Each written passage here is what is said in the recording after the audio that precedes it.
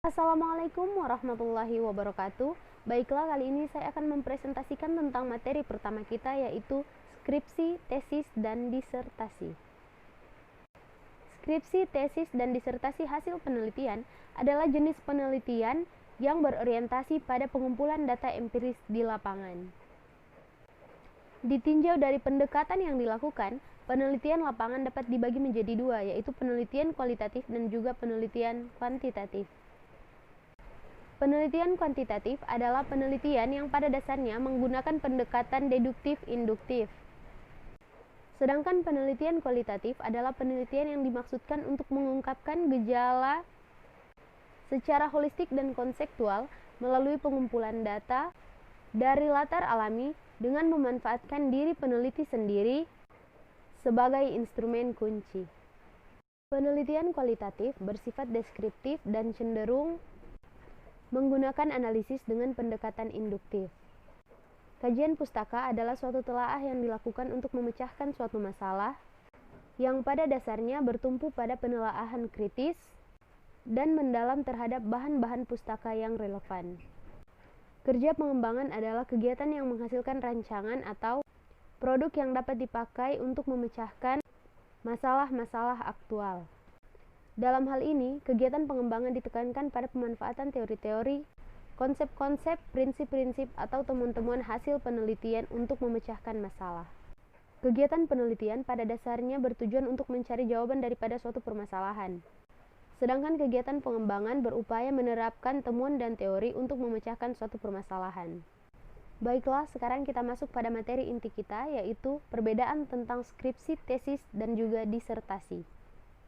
Secara umum, perbedaan antara skripsi, tesis, dan disertasi dapat dilihat dari dua aspek, yaitu dari aspek kuantitatif dan juga aspek kualitatif.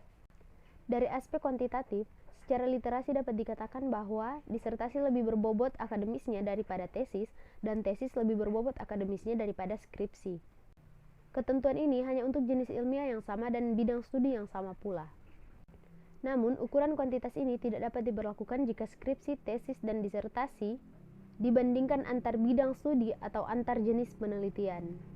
Oleh karena itu, perbedaan dari ketiga karya tulis ilmiah ini biasanya tidak hanya dilihat dari aspek kuantitatif, tetapi lebih banyak dilihat dari aspek kualitatif yang hanya dapat ditemukan secara konseptual, namun sulit untuk dikemukakan secara operasional. Berikut adalah aspek-aspek yang dapat membedakan tiga karya tulis ilmiah ini, terutama yang merupakan hasil dari penelitian kuantitatif. Aspek pertama yang membedakan antara skripsi, tesis, dan juga disertasi yaitu aspek permasalahan. Yang kedua, aspek kajian pustaka. Yang ketiga, aspek metodologi penelitian. Yang keempat, aspek hasil penelitian. Dan yang terakhir yaitu aspek kemandirian. Selanjutnya, kita masuk pada kode etik penulisan karya ilmiah.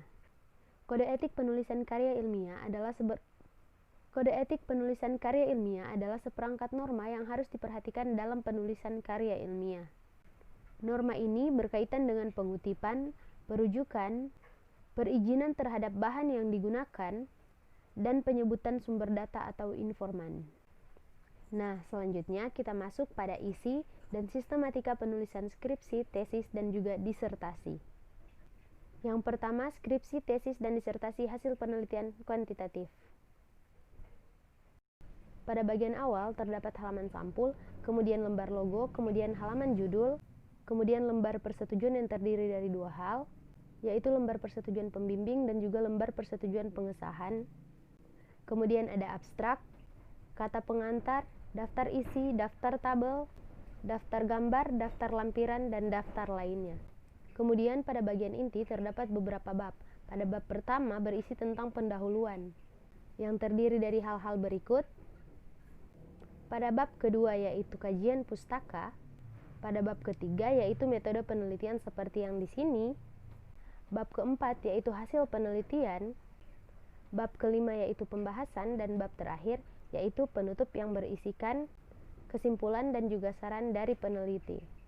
Dan pada bagian akhir terdiri dari daftar rujukan, pernyataan keaslian tulisan, lampiran-lampiran, dan juga riwayat hidup daripada penulis atau Selanjutnya ada juga isi dan sistematika penulisan karya tulis ilmiah berdasarkan hasil penelitian kualitatif, hasil kerja pengembangan, dan juga hasil kajian pustaka. Kita lanjut pada artikel, makalah, dan juga laporan penelitian.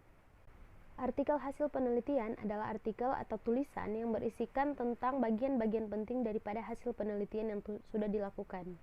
Sedangkan artikel non-penelitian adalah tulisan yang mengacu pada semua jenis artikel ilmiah yang bukan merupakan laporan hasil daripada penelitian. Kemudian kita masuk pada laporan penelitian. Laporan penelitian terdiri atas dua hal, yaitu laporan penelitian kualitatif dan juga laporan penelitian kuantitatif. Yang tentunya kedua jenis laporan ini memiliki struktur dan sistematika penulisannya masing-masing. Kemudian yang terakhir yaitu teknik penulisan skripsi, tesis, disertasi, makalah, dan laporan penelitian. Kutipan yang disebut tak langsung atau dikemukakan dengan menggunakan bahasa penulis sendiri, ditulis tanpa tanda kutip dan terpadu dalam teks. Nama penulis bahan kutipan disebut terpadu dalam teks atau disebut di dalam kurung bersama tahun penerbitnya. Dan jika memungkinkan, nomor halaman juga disebutkan. Kemudian kita masuk pada cara menulis daftar rujukan. Daftar rujukan adalah daftar yang berisi buku, makalah, artikel, atau bahan lainnya yang dikutip baik secara langsung maupun tidak langsung. Bahan-bahan yang dibaca akan tetapi tidak dikutip tidak ditulis dalam daftar rujukan. Sedangkan semua bahan yang dikutip secara langsung ataupun tidak langsung di dalam teks harus dicantumkan di dalam daftar rujukan. Pada dasarnya, unsur yang ditulis dalam daftar rujukan secara berturut-turut yaitu meliputi nama penulis dengan urutan nama akhir, nama awal, dan nama tengah tanpa gelar akademiknya. Yang kedua, tahun penerbitan. Yang ketiga, judul termasuk anak judul atau subjudul. Yang keempat, kota penerbitan. Dan yang terakhir, nama penerbit.